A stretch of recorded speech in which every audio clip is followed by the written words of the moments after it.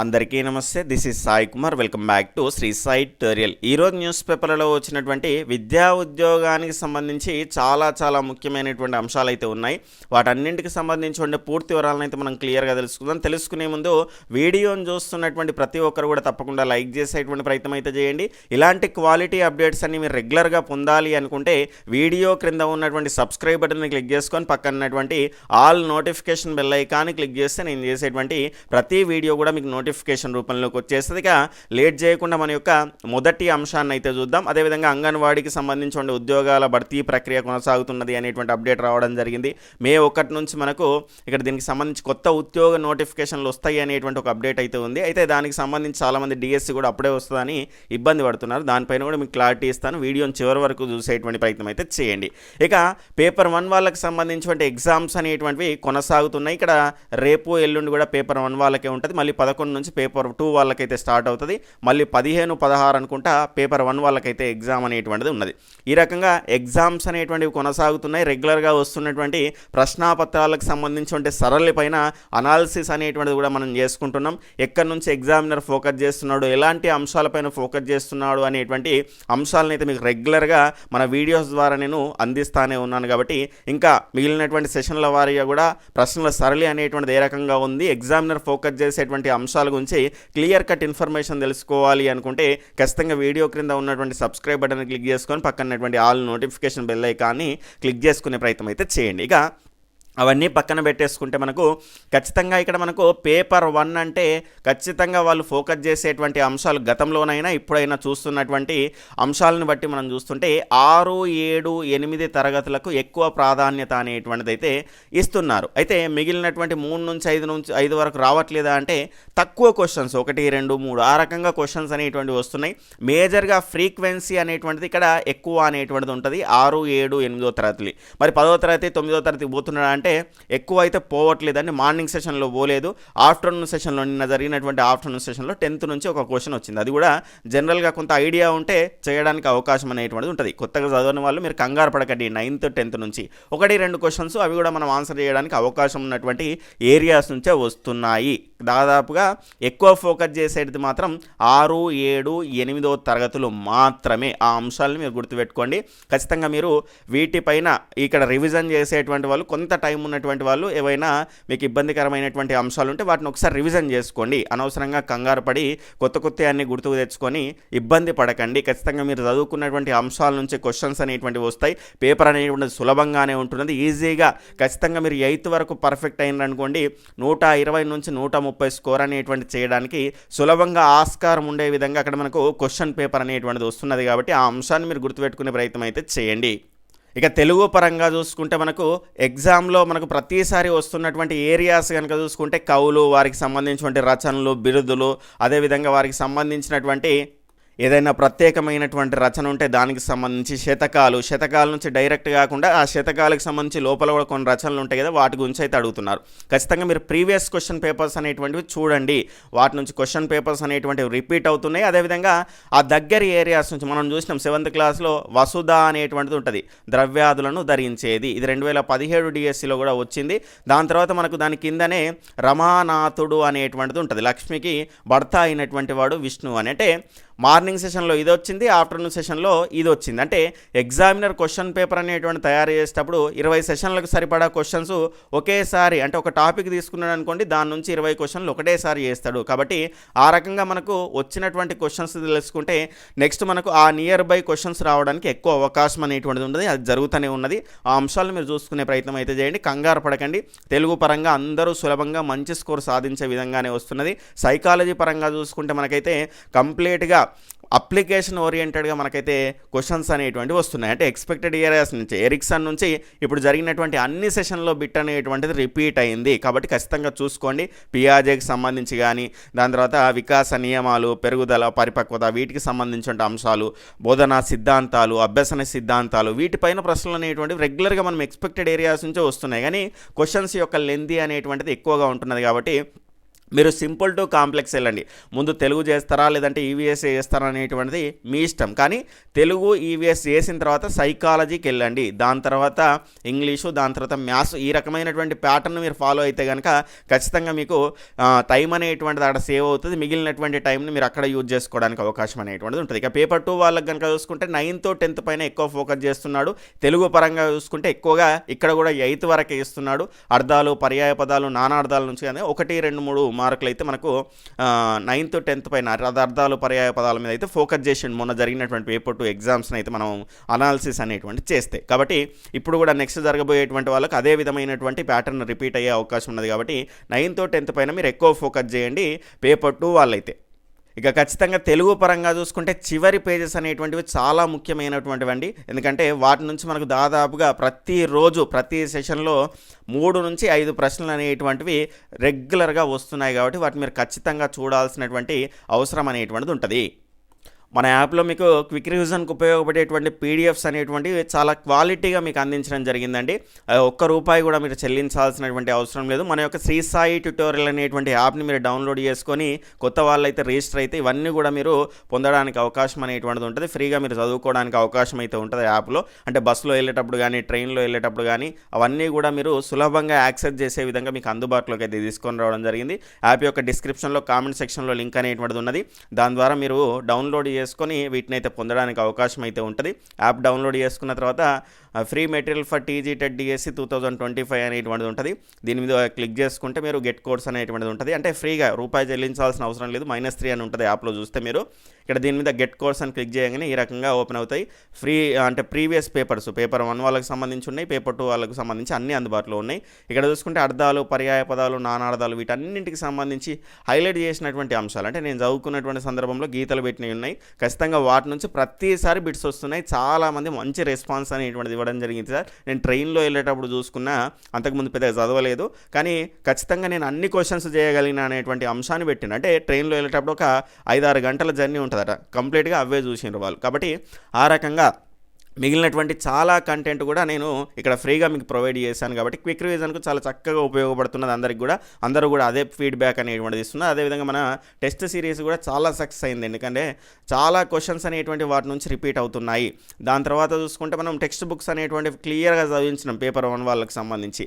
ఖచ్చితంగా ఇక ముందు పేపర్ 2 వాళ్ళకి కూడా తీసుకొస్తాము. అదే క్వాలిటీతో మళ్ళీ టెస్ట్ సిరీస్ అనేటువంటిది మీకు లాంచ్ చేస్తాను. ఖచ్చితంగా సిద్ధంగా ఉండే ప్రయత్నం అయితే చేయండి. డిఎస్సికి సంబంధించి మీరు కంగారు పడకండి, ఆ అంశాన్ని అయితే మీరు గుర్తుపెట్టుకునేటువంటి ప్రయత్నం అయితే చేయండి. ఇక నెక్స్ట్ చూసుకుంటే మనకు అంగన్వాడీల్లో కొలువుల భర్తీ అనేటువంటి అంశం, మరో ముఖ్యమైనటువంటి అంశం ఏంటంటే డిఎస్సికి సంబంధించి కరెంట్ అఫైర్స్, ముఖ్యమైనటువంటి పీడిఎఫ్స్ ఇదంతా కూడా మీరు ఫ్రీగా పొందాలంటే వీడియో యొక్క డిస్క్రిప్షన్లో కామెంట్ సెక్షన్లో మొదటి మెసేజ్గా పిన్ చేసి పెడతాను మన యొక్క వాట్సాప్ గ్రూప్ అనేటువంటిది.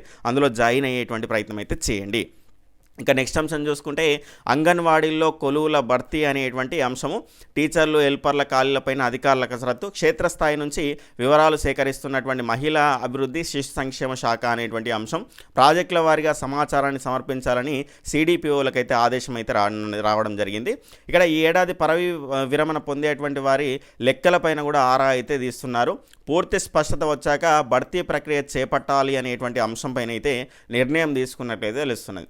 రాష్ట్రంలో అంగన్వాడీ కేంద్రాలను పటిష్టం చేసే దిశగా మహిళా అభివృద్ధి శిశు సంక్షేమ శాఖ చర్యలు అయితే ఉపక్రమించింది.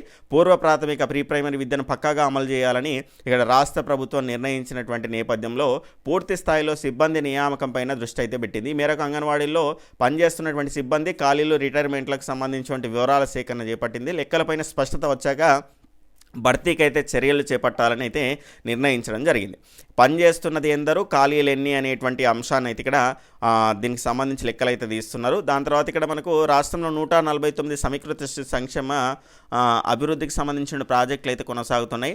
వీటి పరిధిలో 35,700 అంగన్వాడీ కేంద్రాలు ఉండగా ఇందులో 31,711 ప్రధాన అంగన్వాడీ కేంద్రాలు ఉన్నాయి. 3,989 మినీ అంగన్వాడీ కేంద్రాలు. వీటన్నింటిలో పనిచేస్తున్న సిబ్బందికి సంబంధించినటువంటి పూర్తి వివరాలు సమర్పించాలని మహిళా అభివృద్ధి శిశు సంక్షేమ శాఖ కమిషనరేట్ తాజాగా క్షేత్రస్థాయిలో శిశు అభివృద్ధి ప్రాజెక్టు అధికారి సిడిపిఓలను అయితే ఆదేశించడం జరిగింది. ఆయా ప్రాజెక్టులకు వారిగా వివరాలను సమర్పించాలని అయితే సూచించడానికి ప్రస్తుతం చూసుకుంటే అంగన్వాడీ టీచరు హెల్పర్లకు సంబంధించిన వివరాలు, ఖాళీలకు సంబంధించిన సెంటర్లోని రిజర్వేషన్లకు సంబంధించి ఈ రకంగా మొత్తంగా ఖాళీల సేకరణ అనేటువంటిది అయితే జరుగుతున్నది. మొత్తంగా ప్రస్తుతం రాష్ట్ర వ్యాప్తంగా 3800 అంగన్వాడీ టీచర్ హెల్పర్ ఖాళీలు ఉన్నట్లు ప్రాథమికంగా అంచనా వేశారు. మొన్ననేమో 11,000 అన్నారు, మరి ఇప్పుడు 3800 అంటున్నారు. దీనిపైన అతి త్వరలో క్లారిటీ అనేటువంటిది మనకు వస్తుంది. భర్తీ ప్రక్రియ కూడా ఉండేటువంటి అవకాశాలు అనేటువంటివి మనకైతే కనిపిస్తున్నాయి. ఇక్కడ అంగన్వాడీ టీచర్లు దాని తర్వాత హెల్పర్లకు సంబంధించి కూడా పదవీ విరమణ అనేటువంటిది ఉన్నది కాబట్టి వాటిపైన కూడా లెక్కలు అనేటువంటివి అయితే తీస్తున్నారు. ఇక టెట్ పరంగా మనం ఆల్రెడీ ఇంతకుముందే మాట్లాడుకున్నాం. సబ్జెక్టుల వారిగా సులభంగానే పేపర్ 1 వాళ్ళు అయితే చేసే విధంగా, నాన్ మ్యాథ్స్ వాళ్ళు కూడా చేసే విధంగా మ్యాథ్స్కు సంబంధించిన క్వశ్చన్లు అప్ టు 6th 7th నుంచే ఎక్కువగా రిపీట్ అవుతున్నాయి. 8th కాన్సెప్ట్ల పైన కూడా మనకు ప్రశ్నలు వస్తున్నాయి. నాన్ మ్యాథ్స్ వాళ్ళు కూడా సులభంగా చేసే విధంగా టెక్స్ట్ బుక్లో ఉన్నటువంటి కాన్సెప్ట్ల పైన జనరల్గా క్వశ్చన్స్ అనేటువంటివి వస్తున్నాయి, చూసుకోండి. ఇక మే 1 నుంచి కొత్త ఉద్యోగ నోటిఫికేషన్లు, మార్చి 31 లోపు అన్ని పరీక్షల ఫలితాలు, జాబ్ క్యాలెండర్ ఆధారంగానే నోటిఫికేషన్లు, విభాగాల వారీగా ఉద్యోగ ఖాళీలకు సంబంధించిన వివరాలు ఇవ్వాలని ప్రభుత్వానికి లేక 1-2 సంవత్సరాల్లో పరీక్ష పెట్టినటువంటి రోజే ఫలితాలు, అంటే ఇంకో 2 సంవత్సరాల్లో మనకు టెక్నాలజీ అనేటువంటిది పెరిగిపోతుంది కాబట్టి పరీక్ష పెట్టినటువంటి 1-2 రోజుల్లో లేదంటే పెట్టిన రోజే ఫలితాలు ఇచ్చేటువంటి విధంగా కృషి చేస్తున్నాము అనేటువంటి అంశానికి అయితే ఇక్కడ చూస్తున్నాం. మంచి పరిణామం అండి, అది కూడా క్లియర్గా తెలిసిపోతుంది. టీజీపీఎస్సీ చైర్మన్ బుర్రా వెంకటేశం అనేటువంటి అంశం. ఏప్రిల్ వరకు కొత్త ఉద్యోగ నోటిఫికేషన్లు లేవని, మే 1 నుంచి కొత్త నోటిఫికేషన్లు విడుదల చేస్తామని Telangana public service commission chairman Burra Venkatesham చెప్పారు. బుధవారం నాంపల్లిలోని టీజీపీఎస్సీ కార్యాలయంలో మీడియాతో ఆయన మాట్లాడారు. మార్చి 31లోగా ఉద్యోగ ఖాళీల వివరాలన్నీ కూడా ఇవ్వాలని ప్రభుత్వానికి అయితే తాము లేఖ రాసినట్టు తెలిపారు. ఖాళీల ప్రకారం నోటిఫికేషన్ల జారీపైన ఏప్రిల్లో కసరత్తు పూర్తి చేసి మేలో కొత్త నోటిఫికేషన్లు విడుదల చేస్తామన్నారు. ప్రభుత్వ నిర్ణయానికి అనుగుణంగా జాబ్ క్యాలెండర్ ప్రకారంగా ఉద్యోగ నోటిఫికేషన్లు అనేటువంటివి ఉంటాయన్నారు. ప్రిలిమ్స్, మెయిన్స్, ఇంటర్వ్యూ ఉంటే ఏడాదిలోపు సింగిల్ లేదా పెద్ద పరీక్షలు అయితేనేమో గరిష్టంగా 6 నుంచి 8 నెలల్లో భర్తీ ప్రక్రియ పూర్తి చేస్తామని, చిన్న ఉద్యోగ నోటిఫికేషన్లు నెల నుంచి 2-3 నెలల్లో పూర్తి చేసేలా చర్యలు చేపడుతున్నామని చెప్పడం అయితే జరిగింది. 1-2 సంవత్సరాల్లో అదే పరీక్ష పెట్టిన రోజు అంటే దానికి సంబంధించి సాయంత్రంలోగా ఫలితాలు ప్రకటించేలా కూడా మార్పులు తీసుకొస్తున్నట్లయితే పేర్కొన్నారు. ఇక నుంచి షెడ్యూల్ ప్రకారం పరీక్షల నిర్వహణ, కీకి సంబంధించిన విడుదల, ఫలితాలు వచ్చేలా పనిచేస్తున్నామని తెలిపారు. భవిష్యత్తులో ఫలితాలకు ఇక్కడ ముందు కీ ఇవ్వాలా లేదా అనేటువంటిది అయితే కూడా ఆలోచిస్తున్నాము అనేటువంటి అంశం. ఫలితాలకు సంబంధించి ముందు కీ ఇవ్వాలా లేదా అనేటువంటిది కూడా ఆలోచిస్తున్నారంట. అంటే కీ ఇస్తే ముందుగానే వాళ్ళకి సంబంధించి దాని ఆబ్జెక్షన్స్ ఉంటే కనుక మళ్ళీ ఖచ్చితంగా దానిపైన ఆబ్జెక్షన్స్ చెప్తారు కాబట్టి కీ అనేటువంటిది ఇవ్వాల్సిందే. యూపీఎస్సీ విధానాలు అనేటువంటివి అయితే అమలు చేస్తారట.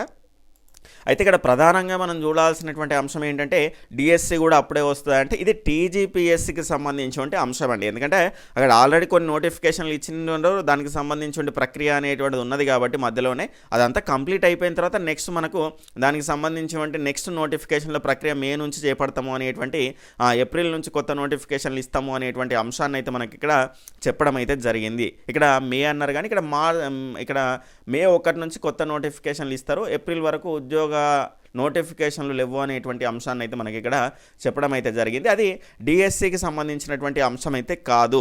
ప్రభుత్వం తలుచుకుంటే ఎస్సీ రిజర్వేషన్లకు సంబంధించి మనకు మన్మోహన్ సింగ్ గారు మరణించినటువంటి సందర్భంలో ప్రత్యేకంగా అసెంబ్లీ సెషన్ అనేటువంటిది పెట్టింది. కాబట్టి ఎస్సీ రిజర్వేషన్ అడ్డంకిగా ఉన్నది అనుకుంటే నోటిఫికేషన్లు ఇవ్వాలంటే ప్రత్యేక సెషన్ పెట్టుకొని కూడా దాన్ని ఆమోదం తెలపడానికి అవకాశం ఉంటుంది. దాని తర్వాత కనుక చూసుకుంటే మనకు నోటిఫికేషన్లు ఇచ్చిన తర్వాత కూడా మళ్ళీ ఈ ఎస్సీ వర్గీకరణ జరిగిన తర్వాత బ్రేక్ ఆఫ్ వేకెన్సీ అనేటువంటిది ఇచ్చి కూడా మనకు నెక్స్ట్ ఫైనల్గా మనకు మన జాబులు అనేటువంటి కేటాయించేటప్పుడు కూడా దాన్ని ఈ ఎస్సీ రిజర్వేషన్ అమలు చేయొచ్చు. అది ప్రభుత్వం తలుచుకుంటే ఏదన్నా అవుతుంది. ఇది డిఎస్సికి సంబంధించిన అంశం అయితే కాదు.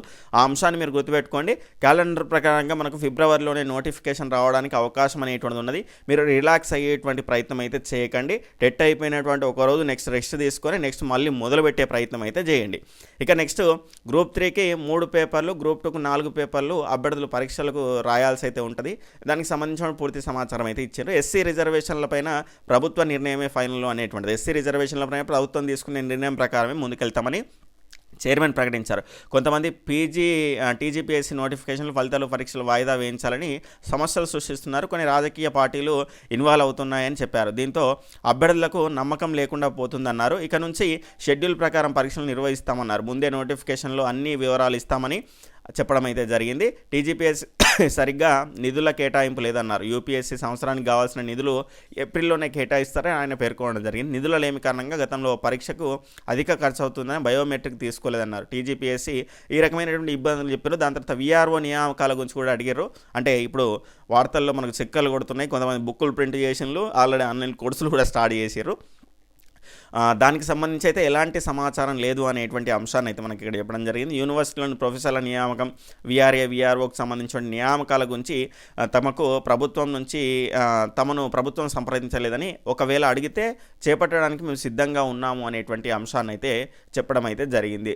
దాని తర్వాత ఇక్కడ చూసుకుంటే ఆల్రెడీ మనం చూసినాం మే నుంచి కొత్త ఉద్యోగ ప్రకటనలు అనేటువంటి అంశము 10వ తేదీలోపు మనకు గ్రూప్ 2కు సంబంధించిన ప్రాథమిక కీ అనేటువంటిది వస్తుంది. గ్రూప్ 2, 3 పరీక్షల పేపర్ల సంఖ్యపైన అధ్యయనం. టీజీపీఎస్సీ చైర్మన్ ఆల్రెడీ గ్రూప్ 3కి సంబంధించినటువంటి కీ అనేటువంటిది నిన్న విడుదల కావడం జరిగింది. అదేవిధంగా టీపీబీఓకి సంబంధించిన ప్రాథమిక జాబితా కూడా విడుదలైతే కావడం జరిగింది. మే నుంచి కొత్త ఉద్యోగ నోటిఫికేషన్లు అనేటువంటి అంశం. ఇక్కడ చూసుకుంటే ఎస్సీ వర్గీకరణ పైన ప్రభుత్వ ఆదేశాల ప్రకారం నడుచుకుంటాం.